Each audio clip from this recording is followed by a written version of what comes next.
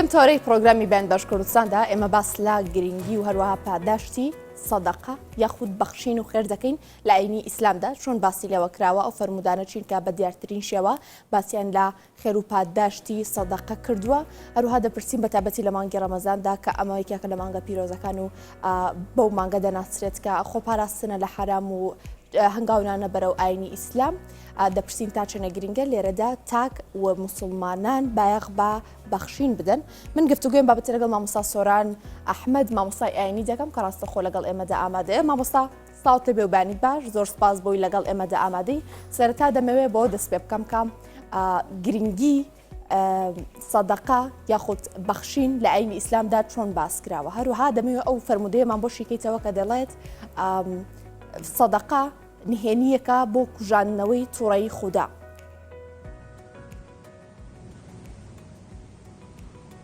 بناوی خوای گەورە و میهرەبان. بسم الله الرحمن الرحیم. الحمد لله والصلاة والسلام على رسول الله وعلى آله وصحبه ومن والاه. پێشەکی دەستخۆشی لە بەڕێستانەکەم و داواکارم لە خوای پەروەردگار تاعەت و عیبادەتی مانگی ڕەمەزان لە هەموو لایەک قبول کردبێ و ئەم مانگە ببێتە مایەی خێر و بەرەکەت بۆ هەموو لایەک.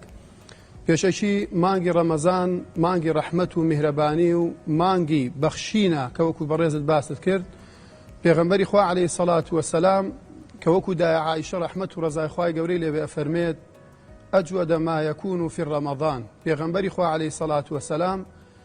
لە غەیری مانگی ڕەمەزانش بەخشینی کردووە و هاوکاری خەڵکی کردووە، بەڵام بە تایبەت لە ناو مانگی ڕەمەزان ئەیفەرموو کە ڕیحی مرسل،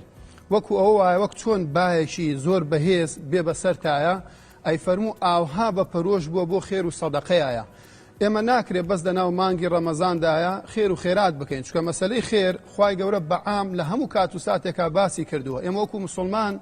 دەبێت بەردەوام چاومان لە خەڵکی فەقیر بێ، بەردەوام چاومان لە خەڵکی هەژار بێ، بەردەوام ئاور لە خەڵکی فەقیر و هەژار بدەینەوە. بەڵام لە ناو مانگی ڕەمەزان مانگێکی تایبەتمەندیەکە، مانگێکی ڕوحانیە، مانگێکە کەوا زیاتر خەڵکی بۆی پەرۆشە لەبەر ئەوەی خێر و خێرات کە ئینسان ئەنجامی ئەدا مضاعف ئەبێ. واتە ئەگەر کەسێک یەک چاکە بکە، یەک دینارێک ئەکەیتە خێر، خوای گەورە بە 10 چاکە بۆت ئەنووسێ، ئەو 10 چاکەیەش بەرز ئەبێتەوە بۆ 700 قات. جا بۆیە پێغەمبەری خوا عەلەیهی سەڵات وەسەلام ئاماژەمان پێکا، فەرمانمان پێکا بەوەی کەوا ئێمە خێر و خێرات بکەین. بۆیە سەحابەیەک هاتە خزمەتی پێغەمبەری خوا عەلەیهی سەڵات وەسەلام، فەرمووی یا ڕەسوول ئەڵڵا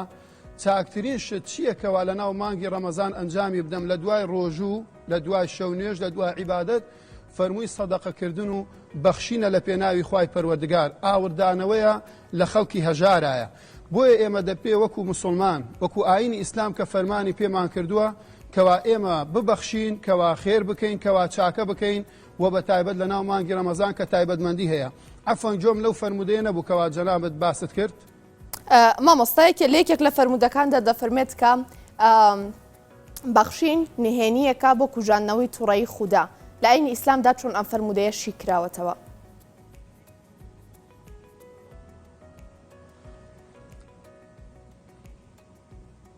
عەفوەن دەنگت ئەی بڕێ. باشە مامۆستا، ئەگەر گوێبیستی منی ئێستا لێکێک لە فەرمودەکاندا دەڵێت بەخشین یەکێکە لە نهێنیەکان بۆ دامرکاندنەوەی تووڕەیی خودا. لە ئاینی ئیسلامدا چۆن باس لەم فەرمودەیە کراوە و چۆن شی کراوەتەوە؟ بەڵێ لە فەرمودەکەیەکەوە معلومی جەنابتانە باست کرد. بەڵێ فەرمودەیەکی صحیحی پێغەمبەری خوای عەلەیهی سەڵات وەسەلام بەخشین و ئاوردانەوە لە خەڵکی فەقیر و هەژار و هاوکاریکردنی ئەمە ئەبێتە مای ئەوەی کەوا تووڕەیی خوای پەروەردگار کەم کاتەوە لەسەر مرۆڤەکاندا و زیاتر بەرەکەت و ڕەحەماتی ئاسمان بەسەر زەویدا ئەبارێت. جا بۆیە ئێمەی موسڵمان پێویستە بەردەوام ئەگەر داوای ڕەحمەت لە خوای پەروەردگار بکەین، ئەگەر داوای بەزەیی لە خوای گەورە بکەین، ئەگەر داوای لوتف و کەرەم لە خوای گەورە بکەین، دەبێت ببەخشین لە پێناوی خوای پەروەردگار. و بە تایبەت لەناو ئەم مانگی ڕەمەزانەدا کە بەم بارودۆخی کەوا وڵاتشمان تێپەڕەکە، دائیمەن ئینسان ئەگەر بێوێ لە خوای گەورەش نێزک بێتەوە دەبێ ببەخشێت، چکە وەکو پێغەمبەری خوا عەلەیهی سەڵات وەسەلام ئاماژەی کردبوو، دائیمەن بەدای عایشەیە فەرموو یا عایشە هەر کەسێک لە دەرگایدا دەرگا بەڕووی قەپات مەکە، بەڵکو ئاوری لێ بدەرەوە، ئەوەی کە لە ماڵەوە هەیە بیبەخشە. فەرمووی بۆ یا ڕەسوول ئەڵڵا جار وایە هیچ لە ماڵمانە نییە. پێغەمبەری خوا فەرمووی یا عایشە ئەو دەنکە خورمایی کەوا دامان ناوە بۆ ڕۆژ و شکاندن ئەگەر لە ماڵی پێغەمبەر هەبوو عەلەیهی سەڵات وەسەلام بیبەخشە من تا بەیانی بە ڕۆژوە بم چونکە بەخشین ئەبێتە مای ئەوەی کەوا خوای گەورە ڕەحممان پێ بکا و تووڕەیی و غەزەبی خوای گەورە لەسەر ئەو قەوم و گەلەدا بەرزە بێتەوە. باشە مامۆستا، سەدەقا یاخود بەخشین چۆن ڕۆڵ دەبینێ لە دوورخستنەوەی موسڵمانان لە ئاگری جەهەنەم. با بڵێین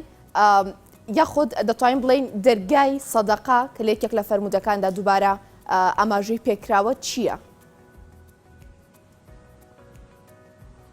یەکێ لەو فەرمودانەی کەوا پێغەمبەری خوا عەلەیهی سەڵات وەسەلام فەرمانی پێکردوینە فەرمێ ئیتەقی النارە وەلەو بشقی تەمرە، خۆتان لە ئاگری جەهەنەم بە دوور بخەن ئەگە بەلەتە خورمایەکش بێ.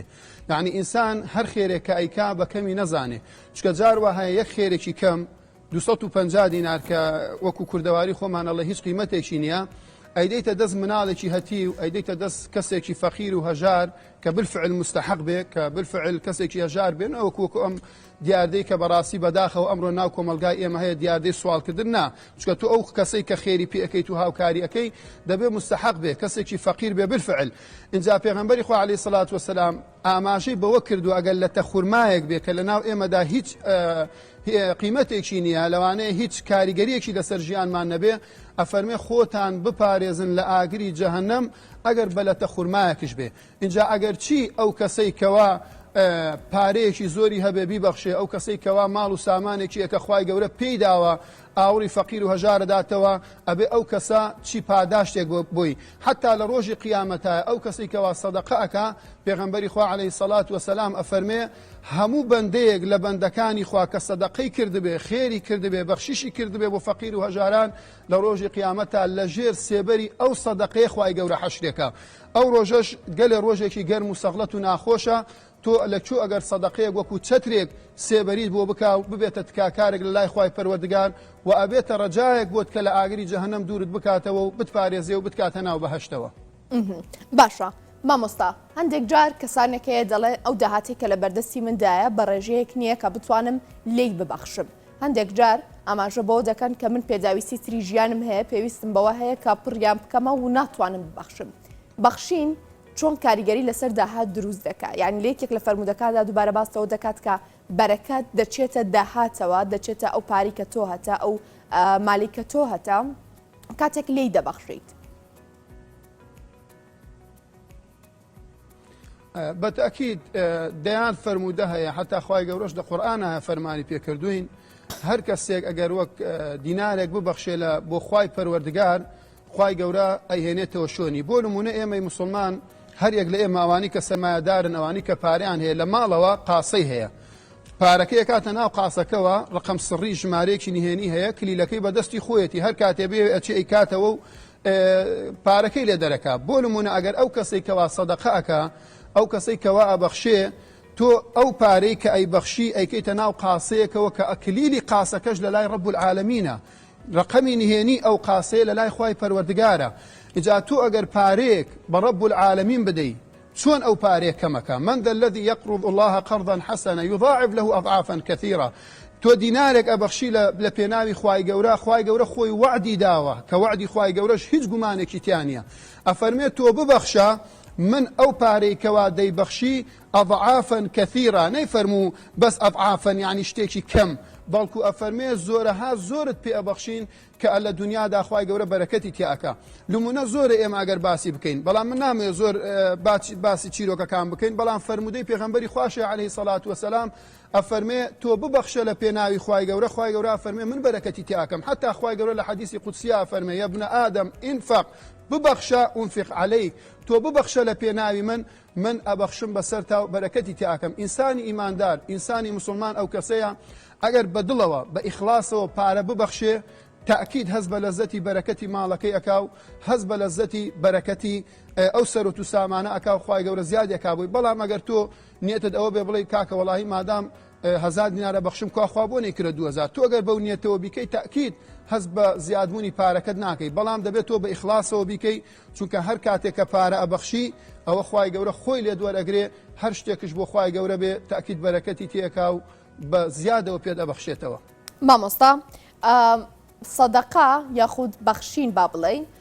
چۆن کاریگەری لەسەر تەندروستی تاک، لەسەر سڕینەوەی هەڵەکانی تاک لە دنیا و لە قیامەتدا چۆن کاریگەری لەسەر بوارەکانی تری ژیان دروست دەکات. خۆی حتا سەدەقەکردن نەکرد لەسەر کاریگەری دنیا و قیامەتش حتا لەسەر سەحەت و نەخۆشی مرۆڤ شایە. پێغەمبەری خوا عەلەیهی سەڵات وسەلام فەرمانەکە دا و مەرضاکم بالسەدەقە، ئێوە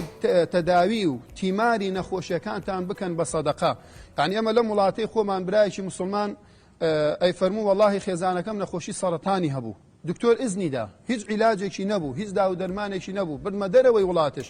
والله ئەلێ ماڵێکی هەتیوم دۆزیەوە ڕۆژانە پارەم بۆی ئەبرد، هاوکاریم بۆی ئەبرد، گۆشت و خواردنم بۆی ئەبرد، تەنها ئەمەوت بە ئەو ئافرەتە کە ماڵێکی بێوەژن بوو مناڵی هەتیوە بوو ئەمەوت خوا پێش ئەوەی خواردنەکە بخۆن،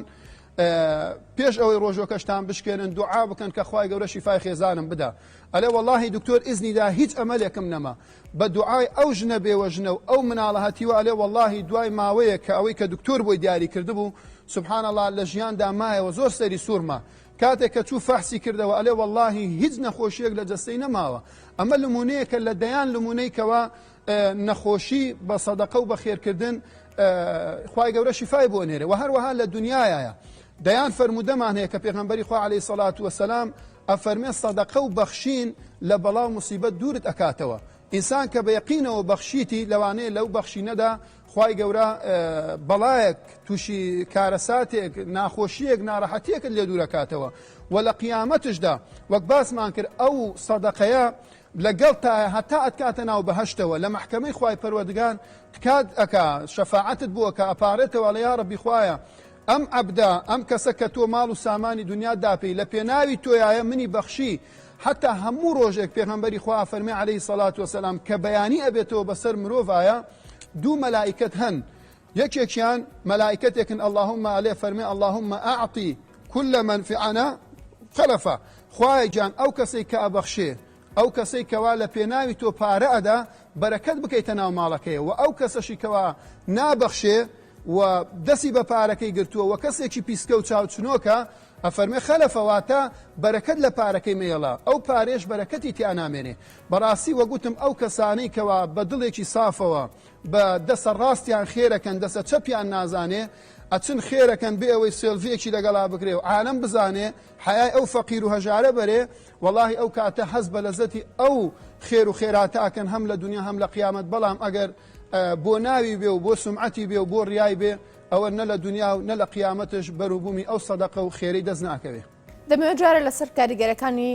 بەخشین بمێنمەوە. لە کۆمەڵگەدا چۆن کاریگەری دروست دەکات، لە پەیوەندی کۆمەڵایەتیەکاندا بەخشین چۆن کاریگەریەکی ئەرێنی دروست دەکات مامۆستا؟ بەتەکید یعنی تۆ سەدەقەکردن یعنی یەکێکە لەوانەی کەوا وەک ئاینی ئیسلام فەرمانی پێمان کردووە لە ڕووی کۆمەڵایەتیشەوە. یعنی ئێمە سڵەی ڕەحممان زیادەکە، دۆستایەتیمان زیادەکە، سۆز و میهرەبانیمان زیادەکە. من جیرانەکەم نەبوون بێ فەقیر بێ لەم شار و وڵاتی کە تێدا دەژێم خەڵکی هەژارە، خەڵکی فەقیرە، خەڵکی نەدارە، قەیچێکە بەلای کەم و ئەگەر ئێواران فتار ئەبێتەوە جامێ خواردن لەو خواردنەی کەوا لەسەر سفرەکەم دامناوە زۆربەی کات کە خواردنەکە ئەمێنێتەوە بەداخەوە فڕێ ئەدەین. یعنی تۆ لەگەڵ ئەو خواردنەی خۆت کە ئەیدەیتە جیرانەکەت بەڕاستی ئەو جیرانە هەز بە مەحەبەتەکە، هەز بە سۆز و میهرەبانی ئەکا، هەز بە خۆشەویستی ئەکا، هەز بەوە ئەکا کەوا تۆ لە خەمی ئەو دای، هەز بەوە ئەکا کەوا ئینسانیەت و مرۆڤایەتی نەمردووە. بەڵام ئەگەر تۆ جیرانەکەت دراوسێکت ئەو خەڵکی کە ئەم شاری کە تێدا دەژەی خەڵکێکە بێ کە محتاج بێ کە نەدار بێ کە فەقیر بێت تو ئاوری لێ نادەیتەوە. یعنی وەک کوردە لێ زۆربەی کاتەوە لێ کاکەوەڵە ئەم شار وڵاتە پیاوێکی تیا نەماوە ئاورمان لێ بداتەوە، کەسێکی خێرخواز نەماوە هاورمان لێ بداتەوە. بەڵام تۆ هەرچەنە بەخشین بکەین هەرچەنە بە دەنگی خەڵکیەوە بی تاکید تۆ محەبەت و سۆز و خۆشەویستی و سڵەی ڕەحم زیاتر دەکا و ئەگەر بێت و ئەو ڕەحمەت و سۆزەش لە نێوانماندا زیادی کرد خوای گەورە بەرەکەت لە نێوانماندا ئەبارێنێ. بۆیە پێغەمبەری خوا فەرمێتی عەلەیهی سەڵات وەسەلام ئیرحەموا من فی الأرض، ڕەحم و سۆزتان هەبێ لە ناو خۆتان، ڕەحم بە یەکتری بکەن، هاوکاری یەکتری بکەن، بەهانای یەکتریەوە بڕۆن، ئەو کاتەش خوای پەروەردگار لە ئاسماندا ڕەحممان پێکا و زیاتر بەرەکەتە کاتە نێوانمانەوە. لەگەڵ هەموو ئەمانەدا تا چۆنێ گرنگە موسڵمان لە مانگی ڕەمەزاندا بە تایبەتی زیاتر جەخت لەسەر بەخشین بکاتەوە؟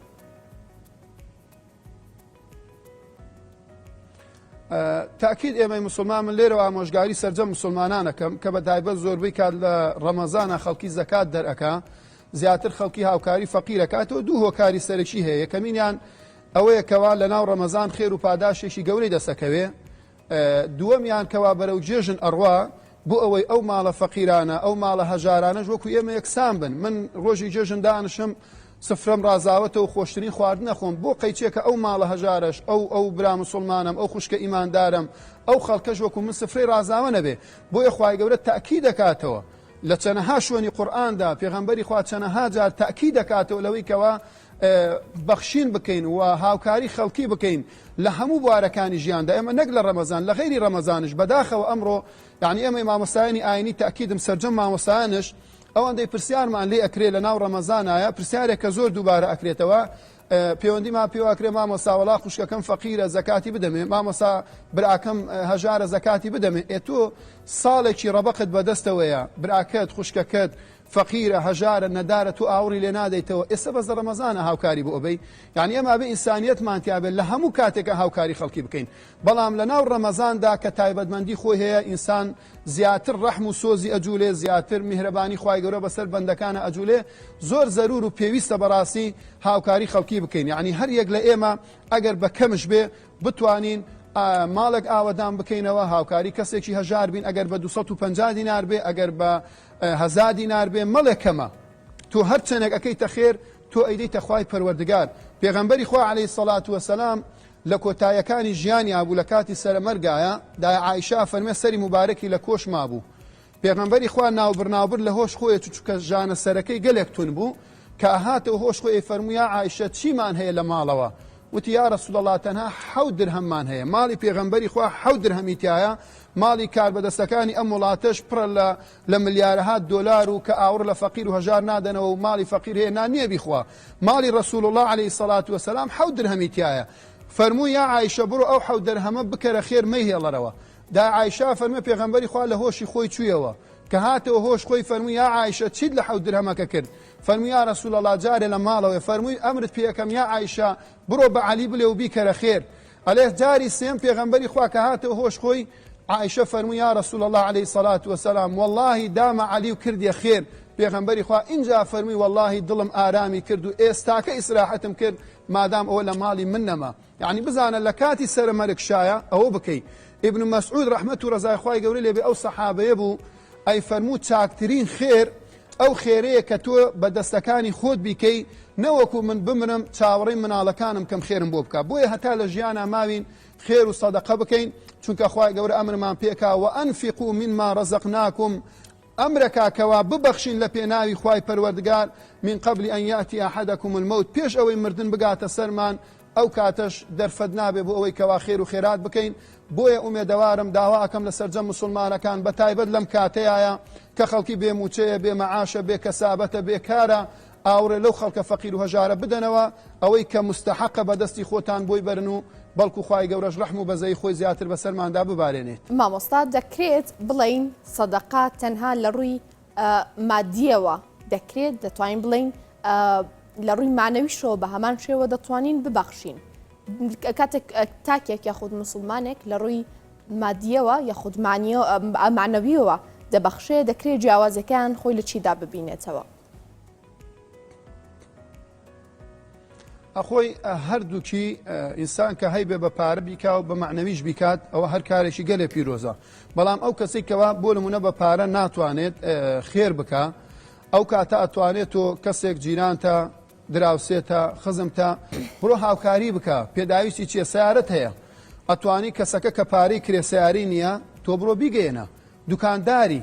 کەسەکە پارەی نییە پارەکەت بۆ بێنێتەوە لەلایەنی معنەویەوە تۆ بتوانە هاوکاری بە لە کرێکەی خۆش بە خانووەکە تۆ بتوانە هاوکاری بکە لە دروستکردنی خانووەکەی نەخۆشی هەیە بتوانە بڕۆ سەردانی بکە و لەو معاناتە و لەو ناڕەحەتی هەیە کە ڕزگاری بکە پێویستی بە شتێکە تۆ بڕۆ بە دەنگیەوە هاوکاری بکە جاروواهە شتێکی لە دەسە عاسی ماوە لە دائیرەیەکە لە شوێنێکە بڕۆ لە ڕووی ئینسانیەوە بە دەنگی بڕۆ هاوکاری بکە ئەوە باشترین سەدەقە و خێرە بۆی بکەیت چکە سەدەقە تەنها بەس پارە نییە ئێمە ئەتوانین بە قسەکردنەکانمان دوو کەس لە یەک عادزە بە وشە خێرەکانمان معنەویان بڕۆین هاوکاریان بین ئاشتیان بکەینەوە تەبایی بکەینە نێوانیان بە پێیەکانمان بڕۆین ئیشیان بۆ ئاسان بکەین بە دەستەکانمان بڕۆین یارمەتیان بدەین بە چاوەکانمان بڕۆین ڕێیان بۆ ڕووناک بکەینەوە ئەوانە هەمووی سەدەقەیەکی معنەویە دڵیان خۆش بکەین ئەگەر بە قسەی خێرش بێ ئەوەش بە هەمان شێوە سەدەقەیەکی پیرۆز و گەورەیە بەڵام ئینسان ئەگەر پارەی هەبێ ئەو سەدەقەیەش بکە ئەمە هەردووکی خێرە بەڵام ئەگەر لەلایەنی مادیەوە نەتوانێ لەلایەنی معنەویەوە هیچ کەس لە ئێمە عوزری نییەکەوە نەتوانێت ئەو سەدەقەیە بکان بەرامبەر خەڵکی. باشە لایەنی ئیسلامدا چۆن باس لە سەدەقەت جاریە کراوە؟ عەفوان الصدقة الجارية مامۆستا لایەنی ئیسلامدا چۆن باسی لێوە دەکرێت؟ خێر و پاداشتی ئەمەیان چییە؟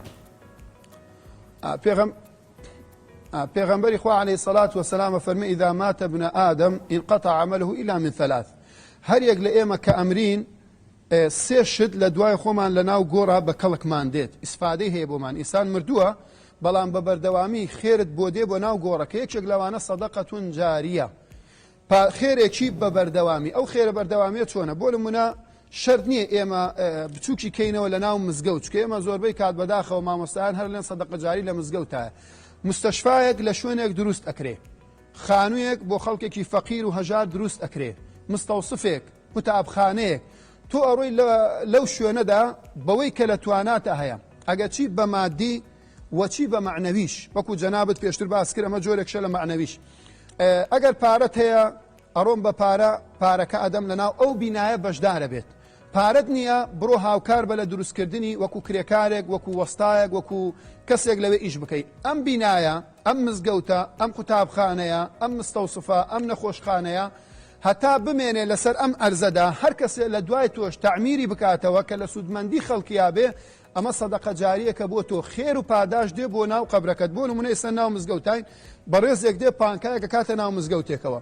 ئەم پانکایە یاخود ئەم بلۆکەیان ئەم مسحەفەیان ئەم کورسیەیان ئەم فەرشەکە خەڵکی نوێژی لەسەرەکە هەتا لە ناو ئەم مزگەوتەدا بمێنێت لە دوای خۆشت ئەم شوێنەکەوە شوێنێکی خەیریە شوێنێکە لە بەرژەوەندی میلەتایە شوێنێکە لە بەرژەوەندی خەڵکایە بۆ خزمەتکردنی خەڵکایە لە دوای تۆش کەسێک بێ تازەی بکاتەوە نوێژێنی بکاتەوە ئەوە تۆ بە بەردەوامی خێر و پاداشتەکە بۆ تۆش دێ بێ ئەوەی خێر و پاداش دە و کەسەشکەوە نەقص بێ و کەم بکاتەوە ئەمە سەدەقە جاریەکە بۆ ناو قەبر دێ هەتا ئەو کاتێکەوە قیامەت هەڵەسێ و دنیا کۆتایی پێدێ ئەمە سەدەقەتون جاریە پێغەمبەری خوا عەلەیهی سەڵات وەسەلام فەرموویەتی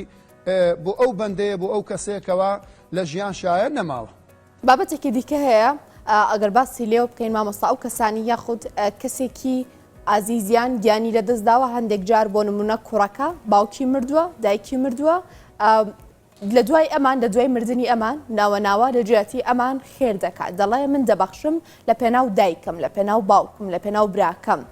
ئەمە چۆن ئەمە لە ئاینی ئیسلامدا چۆن باسی لێوە دەکرێت چۆن ئاماژەی پێدراوە؟ بە هەمان ئەو فەرمودەی کەوا باسم کرد لە خزمەتی بەڕێستان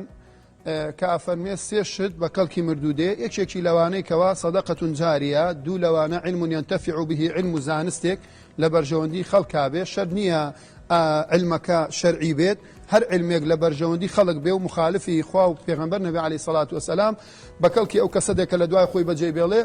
سێمینیان وەوەلەدون یەدعو له مناڵێکی ساڵح لە دوای خۆی بەجێ بێڵێ چی بە دوعاکردن بێ چی بە چاکەکاری بێ چی بە خێر و سەدەقە بێت جابوویە باشترین وەفا بۆ ئێمە بۆ دایک و باوکمان ئەنجامی بدەین لە دوای وەفات و مردنیان خوای گەورە لە مردووی دایک و باوکی هەموو لایەک خۆش بێ ئەوەشی کەماوە تەمەن درێژی بکات باشترین شت ئەوەیە ئەو منداڵە خێر و خێراتی بۆ بکە لە دوعای خێر بێ و چی لە سەدەقەیە بێ ئیمامی شافعی ڕەحمەت و ڕەزای خوای گەورەی لێ بێ لە فەرمێ هەر کەسێ باشترین شت کەوا بۆ مردووەکانمان بیکەین ئەوەیە کەوا خێریان بۆ بکەین ئەگەر خێرەکە لە ڕووی پارە ئەگەر ئەو کەسە پارەی هەیە ئەو باشترین شتاچێ هاوکاری کەسێ فەقیرەکە ئەڵێ خوایە ئەم لە دڵی خۆی ئەم خێر و پاداشتە بۆ باوکمە ئەگەر نەشیڵێ ئەوە بێ ئەوەی ئەو کەسە ناوی دایک و باوکی بێنێ هەر مناڵێک خێرێک ئەکا نوسخەیەک بۆ دایک و باوکی ئەڕوا هەر چاکێکەکە نسخەیەک وەکو ئینسیساغ وەکو کۆپیەک بۆ دایک و باوکی ئەڕوا بەڵام تۆچی ئێستا کۆمەکی ماڵێکی فەقیرەکەی سەلەیەکی خواردنیان بۆ ئەبەی لە دڵی خۆتەوە نیەت بێنە بڵێ پەروەردگارە ئەم خواردنە ئەم کۆمەکە ئەم پارەیە خێر و پاداشتەکەی بۆ دایک و باوکم بێ من لە پێناوی ئەوە ئەیکەم بۆ خوای گەورە و بۆ دایک و باوکم ئەیکەم تاکید ئەو خێر و پاداشتە بۆ دایک و باوکی ئەڕوا کە لە کاتێ لە ناو گۆڕایە ئەو سێ شتەی کە باسمان کرد بە بەردەوامی سەدەقەیەکی جاریەیە سەدەقەیەکی بەردەوامە کە ئینسان ئەمرێ بۆ خێر و پاداشتەکەی بۆ دایک و باوکی ئەڕوا بۆیە من ئومێدەوارم لە هەموو ئەولادێک باشترین وەفامان باشترین ماف و حەقە لە سەرمان بۆ دایک و باوکمان کە لە ژیانە نەماون ئەنجامی بدەین خێر و چاکە و سەدەقە و بەخشینە بۆ ئەوەی لە ناو گۆڕەکانیاندا ببوونی ئێمە بەحەسێنەوە و ئەو خێرەیان پێ بگا ئینشاءالله. کەواتە مەرجەکانی قبوڵبوونی سەدەقە و بەخشین چییە؟ هیچ مەرجێک دانراوە بۆ ئەوەی ینی لە ڕێگەی ئاینی ئیسلامەوە بە ئێمە بوترێت ئەم سەدەقەیە ئەم بەخشینە قبوڵ کراوە؟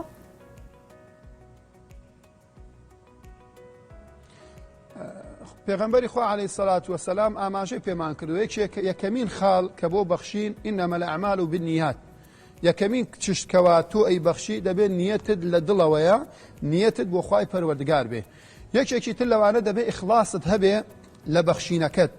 واتە تۆ بۆ ئەوەت نەبێ کەوا خەڵکی بڵێن وەڵاهی فڵان کەس خێری کرد یان فڵان کەس هاوکاری خەڵکیەکە وەک باسمان کرد ئێستا بۆتە دیاردە سێڵڤی لەگەڵەگرێ هەموو خەڵک بزانێ سومعەتی و کەرامەتی ئەو فەقیرە ئەشکێندرێ ئەدرێتە تەلەڤیزیۆن ئەدرێتە فەیسبوک بڵاو ئەکرێتەوە یعنی ئەو فەقیرە بەڕاستی شەرمەزارە بێمە چییە 50,000 خێری پێ کردووە و خاڵێکی تر لەوانە کە پێغەمبەری خوا عەلەیهی سەڵات وەسەلام ئاماژەمان پێەکا ئەو خێرەی کە ئەیکەین دەبێ باشترین خێر بێ واتە چی لە لای خۆمان خۆشەویستە ئەوە بکەینە خێر وەکو پێغەمبەری خوا عەلەیهی سەڵات وەسەلام ڕۆژێکیان لە ماڵەوە دانیشت بوو کەسێک هات لە دەرگاکەیدا داوای هاوکاری و یارمەتی کرد لە ماڵی پێغەمبەری خوا عەلەیهی سەڵات وەسەلام عائیشە هات بۆی بەرێ پێغەمبەری خوا فەرمووی یا عائیشە سەبر کە جارێ بڕۆ جوان پاکی کەرەوە و بیسڕەوە و بۆنی لێ بدا اینجا پێی بدەبیدە دەست فەقیرەکە فەرمووی بۆ یا ڕەسوڵ الله فەرمووی ئەی نازانی پێش ئەوەی ئەو فەقیرە وەری بگرێ خوای گەورە لێت وەرئەگرێ واتە تۆ کە ئەو بەخشینە ئەکەی پێش ئەوەی فەقیرەکە لێت وەرگرێ خوای پەروەردگار لێت وەرئەگرێ اینجا بۆیە ئێمە دەبێ شەرتێک لە شەرتەکانی بەخشین ئەوەیە کەوا ئێمە باشترین شت ببەخشین نەوەکو شت لەلایەک لە لای خۆم کۆنە بێ خراپە بێ بە کەڵکم نایە دێن فڕی دەمدەی وەڵاهی لە جاتیەوەی فڕی دەم بڕۆم بیدەمە خەڵک شەرتێکی تر لەوانە دەبێت زۆر بە نهێنی بەخشینەکە بکەیت وەکو ئەو وایە کە فەرمێ رەجل تصدق بيمينه فأخفاها عن شماله وا بەخشینەکە بکەی بە دەسە ڕاستت بیکەیت دەسە چەپت پێی نەزانێ مەبەست ئەوە نییە تۆ دەستت بکەیتە گرفانت و بیشاریتەوە مەبەست ئەوەیە هیچ کەسێک نەزانێکەوە تۆ ئەو خێر و خێراتت کردووە دەبێت ئاها بە نهێنیەوە بیکەی ئەوانە کە کۆمەڵێ شەرتن کۆمەڵێ ڕێنمایی سەرەکین کەوا لە ئاینی ئیسلامدا باس کراوە کە ئینسان بەخشین بکات دەبێ بەڕێکی و بە باشی و بە دروستی بەخشینەکانی بکات. مامۆستا سۆران ئەحمەد مامۆستایانی زۆر سپاس بۆی نیوانی ئێمە بۆی مامۆستا سپاس بۆ تەواوی زانیارەکانت. زۆر سپاس بۆ بەڕێستان. سپاس بۆ تۆ. بەڵێ ئاستا دەستی تۆ مامۆستا. زۆر سپاسانەکە. تۆڕی پاملێرانمان ئامادەیە بۆ گاستنەوە.